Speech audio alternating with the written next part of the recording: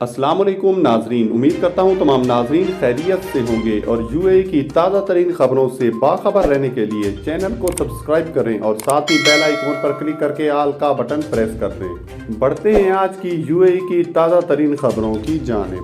متحدہ عرب امارات میں کورونا ڈھیر ہو گیا، 24 گھنٹوں کے دوران 321 نئے کیسز رپورٹ، 3 اموات ریکارڈ کی گئی۔ تفصیلات کے مطابق متحدہ عرب امارات کے وزارت صحت اور پریونشن کی جانب سے ہفتے کو جاری کردہ بیان کے مطابق گزشتہ 24 گھنٹوں کے دوران مملکت میں کورونا کے 321 نئے کیسز رپورٹ ہوئے ہیں، جبکہ صحتیاب ہونے والے افراد کی تعداد 398 رہی ہے۔ اس عرصے کے دوران مزید 3 افراد کورونا کے باعث ہلاک ہوئے ہیں، جس کے بعد مملکت میں مجموعی ہلاکتوں کی تعداد 2099 تک پہنچ چکی ہے۔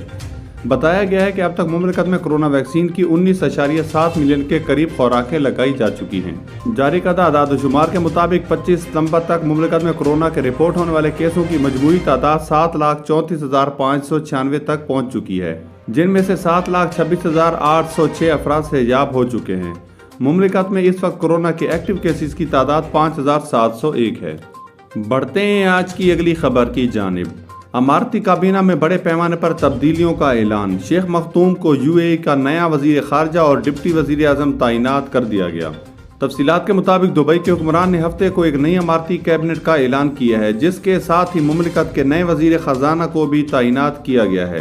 سماجی رابطوں کی ویب سائٹ ٹویٹر پر ٹویٹ کرتے ہوئے دبئی کے حکمران یو اے کے نائب صدر اور وزیر اعظم شیخ محمد بن راشد المختوم نے کہا ہے کہ شیخ مختوم بن محمد راشد المختوم کو یو اے کے ڈپٹی پرائم منسٹر اور وزیر خزانہ کے طور پر منتخب کیا گیا ہے۔ بڑھتے ہیں آج کی اگلی خبر کی جانب۔ دبئی حکومت کا کاروباری حضرات کو شاندار ریلیف، 7,50,000 درہم کی معمولی سرمایہ کاری پر 3 سالہ ویزا حاصل کریں۔ تفصیلات کے مطابق دبئی لینڈ ڈپارٹمنٹ کی ویب سائٹ پر موجود معلومات کے مطابق 3 سالہ کاروباری ویزا کے لیے سرمایہ کاری کی حد کو 1 ملین درہم سے کم کر کے 7,50,000 درہم کر دیا گیا ہے۔ اس ویزے کی سہولت DLD کے تسکین پروگرام پر دستیاب ہے، جس کے تحت ایسا شخص جس کی خریدی گئی پراپرٹی کی مالیت 7.5 لاکھ درہم بنتی ہو، وہ اس ویزے کے لیے اپلائی کر سکتا ہے۔ ماہرین کا کہنا ہے کہ اس اقدام سے دبئی کے رینٹل اسٹیٹ سیکٹر میں مزید سرمایہ کاری کی توقع ہے، جس کی ایک بڑی وجہ خطے کے سب سے بڑے ایونٹ ایکسپو 2020 کا 1 اکتوبر سے شروع ہونا بھی ہے۔